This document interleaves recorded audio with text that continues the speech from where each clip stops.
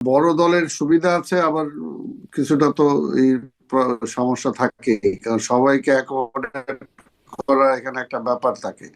নিজের দলকে অ্যাকোমোডেট করা মুশকিল হয়, সে জায়গায় তো আবার যেহেতু জোটের প্রার্থী থাকে, তাদেরকে অ্যাকোমোডেট করা কিছুটা তো সমস্যা থাকেই। তো সেগুলো সমস্যা ম্যাক্সিমামই তো বিএনপি অ্যাকোমোডেট করেছে এবং ম্যাক্সিমামই হয়ে গেছে। এখন তো দুই চারটা জায়গায় কিছু কিছু জায়গায় তো এগুলো হইতেই পারে, কারণ বিএনপি একটা বিশাল দল। একটা আমার দলের মধ্যেই তো এক একটা জায়গায় প্রার্থী বেশ কয়েকজন আছে যারা ক্যাপাবল প্রার্থী, তাই না? সে জায়গায় আবার তাকে বাদ দিয়ে যদি আবার দলের ওই জোটের কাউকে দিতে হয়, তাহলে তো স্বাভাবিকভাবে সেখানে তো কিছুটা অ্যাডজাস্টমেন্টের তো সমস্যা হয়। তবে একটা কথা দেখেন, যেটা যেটা আপনি যে কথাটা বললেন, যে এখানে প্রতীকের কথা কিন্তু যেভাবে বলছে সেভাবে কিন্তু আবার তিনি প্রার্থীর কথাও তারেক রহমান বলেছেন। বা আপনার মনে থাকার কথা যে 5ই আগস্টের পর থেকে তিনি কিন্তু বারবার বলে আসছেন যে এই নির্বাচনটা অনেক গুরুত্বপূর্ণ এবং এই নির্বাচনটা অত সহজ নির্বাচন না।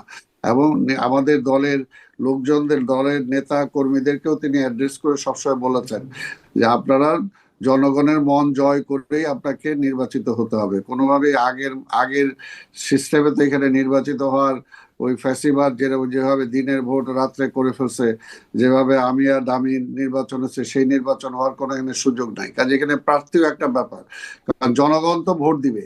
কাজে জনগণ তো স্বাভাবিক একটা প্রতীক যেমনি দেখবে, প্রতীকের পাশাপাশি আবার প্রার্থীটাও দেখবে, ব্যক্তিটাও দেখবে। এটা তো না দেখার কোনো কারণ নাই। আমি চাইলেই দেখবে আর না চাইলে দেখবে না, এটা তো কোনো কারণ নাই। কারণ একটা এলাকা, যে কারণে আমরা যখন বলছি যে দেখেন তারা ওই যে পিআর এর ভোটের সিস্টেমের কথা যখন বলছিল, তখন কিন্তু আমরা বলছি যে কোনোভাবে এটা হইতে পারে না। কারণ এটা হইতে পারে না যে জনগণ ঠিক করবে কাকে ভোট দিল।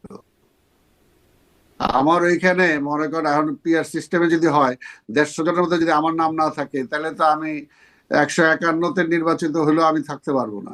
তো সেই জায়গায় আমার এলাকার লোকজন যদি আমাকে চুজ করে, আর আপনি ওই পিআর সিস্টেমে যে আমাকে বাদ দিয়ে দিলেন, সেটা তো হইতে পারে না। তো এই কারণে বললাম যে এবার প্রার্থীটাও মুখ্য বিষয়। প্রার্থীটাকেও লোকজন দেখবে, আর যে ব্যক্তিটাও দেখবে। যেরকম প্রতীকটা দেখবে, প্রতীক তো দেখবেই। প্রতীকটা তো স্বাভাবিকভাবে একটা প্রতীক, জনপ্রিয় প্রতীক। এইখানে এখানে বেগম খালেদা জিয়া, এখানে তারেক রহমান, এখানে আমাদের স্বাধীনতা ঘোষক শহীদ রাষ্ট্রপতি জিয়া রহমানের সমস্ত স্মৃতি সহ সবকিছুর নেতৃত্ব, সবকিছু জড়িত এখানে আছে, আদর্শের বিষয়টা জড়িত আছে। কাজেই প্রতীকটা তো আছেই, কিন্তু প্রতীকের পাশাপাশি ব্যক্তিটাও কিন্তু এখানে বিবেচনার বিষয়। জি, জি, নিশ্চয়ই। একটু শেষের পথে একদমই একটা প্রসঙ্গ একটু আনতে চাই। জনাব আব্দুল সালাম, আপনার কাছেই প্রথমে একটু শুনি যে বিজয়ের মাস, এই সময় আসলে এই মাসেও নানান রকম আলোচনা হচ্ছে যে 16ই ডিসেম্বর বিজয় দিবস নয়, এই আলোচনা আছে। 16ই ডিসেম্বরকে কালো দিবস বলা হচ্ছে, আবার অনেক অশ্লীল শব্দ ব্যবহার করা হচ্ছে। দিবস মানে কিছু অশ্লীল দিবস হিসেবে বলা হচ্ছে। আমাদের বীরাঙ্গনাদের নিয়ে প্রশ্ন তোলা হচ্ছে যে তারা কি আসলে মানে সেখানেও তাদেরকে নিয়েও অশ্লীল শব্দ বলা হচ্ছে। আপনি একজন মুক্তিযোদ্ধা, মানে এই সময় আমরা পাকিস্তান জিন্দাবাদ এই স্লোগানটাও শুনছি বিজয়ের মাসে এসে। আপনি মুক্তিযোদ্ধা হিসেবে এটা কি মনে করেন যে আসলে এই ন্যারেটিভটাই কি থাকা উচিত নাকি না? আপনার মন্তব্যই জানি একজন মুক্তিযোদ্ধা হিসেবে বিজয়ের মাসে।